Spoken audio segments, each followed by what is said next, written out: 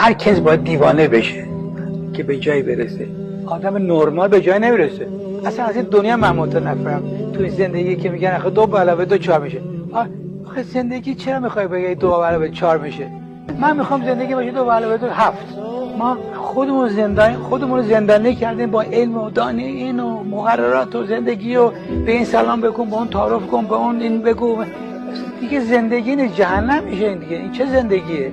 دیوانگی مهمه در زندگی. و نباید خجالت بکشی که دیوانه ای. خب دیوانم. اون باید خجالت بکشی که خودش به عقل زده، خودش عاقل میدونه. حتی دکترا داره. من خودم دکترا دارم، استفاده نمیکنم تیتر پروفسور دانشگاه.